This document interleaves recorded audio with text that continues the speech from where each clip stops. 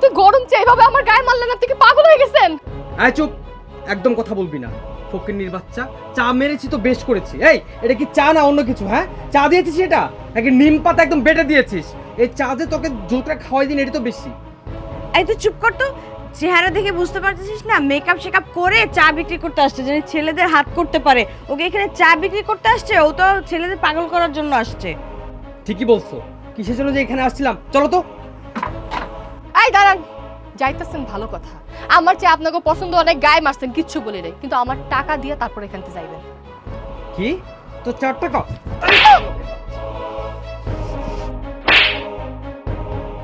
এত বড় সাহস আপনার কে দিছে? হ্যাঁ, যে আপনি আমার গায়ে হাত তুলছেন? ঠিক আছে, আমি একজন চায়ের দোকানদার, তার মানে এই না যে আপনি আমার পায়ে বসেন আপনি আমার গায়ে হাত তুলবেন। আমার টাকা দিয়া তারপর এখান থেকে যাইবেন, আমার চায়ের দাম দেন তারপর যান। কি রে দোস্ত, কি হইছে? এত চিল্লাচিল্লি করতেছস কেন? কি হয় নাই তাই বল। সকাল সকাল আসছিলাম এই দোকানে চা খাইতে, চা তো দেয় নাই, মনে হইতেছে নিম পাতা ছেঁচে তারপর আমাদেরকে রস দিছে। আর সেই কথাটা বলাতে এই মেয়ে আমার কাছে টাকা চাইছে, আমি টাকা দিব না বলে সেই মেয়ে আমার গায়ে হাত পর্যন্ত তুলে ফেলছে। আচ্ছা তুই কি পাগল? তুই এখানে কেন চা খেতে আসছিস? চা খাওয়ার জায়গার অভাব পড়ছে? আচ্ছা আমাদের ফ্যামিলি স্ট্যাটাসকে আমাদেরকে শিখিয়েছে রাস্তার পাশে দোকানে চা খেতে। ভালো জায়গায় যাবি, ভালো জিনিস খাবি। কি একটা দোকানে এসছিস, আবার এখানে এসে ভালো কিছু আশা করছিস? তোর ভুল ধারণা, এইসব দোকানে না সব ছোট লোকরাই থাকে।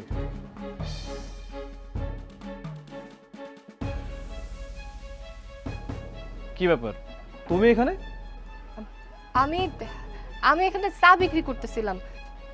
হোয়াট? তুমি চা বিক্রি করো? তুমি সামান্য একজন চা বিক্রেতার মেয়ে? আমার তখন বাবার উপর জেদ লাগতেছে।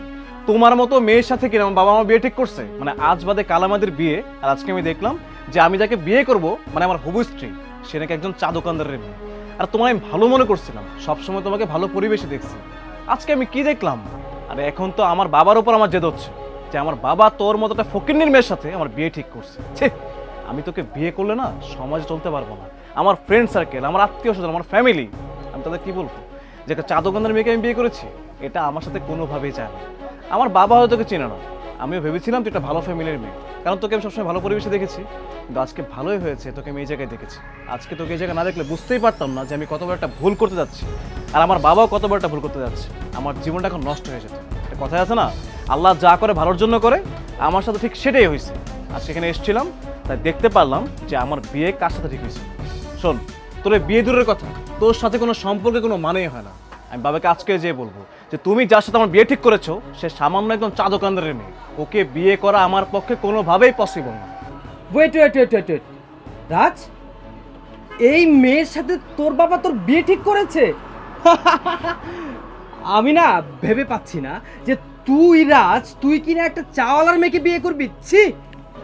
রাজ, তোর কবে থেকে এত অবনতি হলো যে তুই এখন একটা চাওয়ালার মেয়েকে বিয়ে করবি? তুই না বললি যে তোর শ্বশুরবাড়ির লোকজন অনেক বড় লোক, হাই সোসাইটির, আর এখন দেখছি কি অবস্থা। কি রে শুভ? হ্যাঁ, যা দেখছিস ঠিকই দেখছি। হ্যাঁ চল চল। দাঁড়াও, তোমার সমস্ত কথাই আমি এখানে দাঁড়ায় দাঁড়ায় শুনছি। তুমি কি বললা? আমার মায়ের চা বিক্রেতা?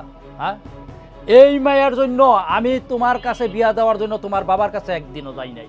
তোমার বাবা আমার এই চায়ের দোকানে আইসা আমার এই মেয়েরে দেখা তারপরে পছন্দ করছে, বিয়ার প্রস্তাব দিছে, বুঝছো? হ্যাঁ বাবা, অনেক হয়েছে। তুমি কাদের সাথে কথা কইতেছো? শুধু শুধু এরকম মানুষদের সাথে কথা কয়ে না নিজের মান সম্মান নষ্ট করো না।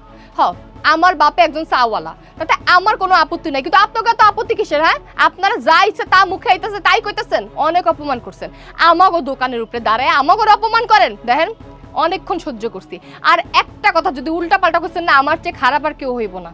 আর বাবা, তুমি কি কইতেছো যে এরকম একটা পোলা লাগে তোমরা আমার বিয়া দিবা? আমরা গরিব মানুষ, মানলাম এরা অনেক বড় লোক, এদের অনেক টাকা পয়সা আছে, কিন্তু এদের টাকা পয়সা থাকলে কি হইব? এদের মধ্যে না বিবেক নাই, বুঝছো? মানুষের সাথে কিভাবে কথা বলতে হয়, গরিব মানুষদের সাথে কিভাবে আচরণ করতে হয় সেটাই তো এরা জানে না। এরা অনেক বড় লোক, কিন্তু এদের মনের দাঁড় দিয়ে এরা অনেক গরিব, এগোমতো মানুষ। আর যাই হোক, বিয়া করা যায় না। আমি অনেক বড় ভুল করতাম যদি তোমার কথা মতো এরকম একটা পোলারে বিয়ে করতাম। ওই যে কয় না, আল্লাহ যা করে ভালো লেগে করে। আজকে যদি এরকম একটা ঘটনা আমার দোকানে না ঘটতো, তাহলে তো আমি জানতেই পারতাম না যে আমি কারে বিয়ে করতেছি। সারা জীবন আমি পস্তাইতাম। আব্বা যেই মানুষটা আমারে ভালোই বাসবো না, সারাটা জীবন আমারে কথা শোনাইবো আমি গরিব, আমি ছোট লোক, একজন চাওয়ালার মেয়ে, সেই মানুষটার সাথে কি আমি সারা জীবন ভালো থাকবো?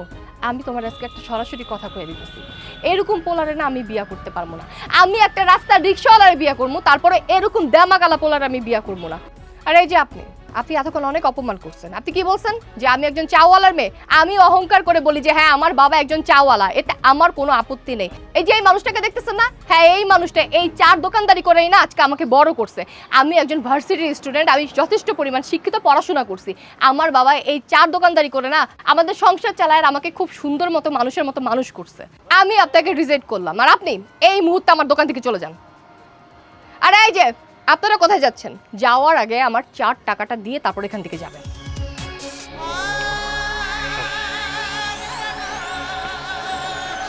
বাবা তুমি এখন দোকানদারি করো, আমার ভার্সিটির টাইম হয়ে গেছে, ভার্সিটিতে যাবো।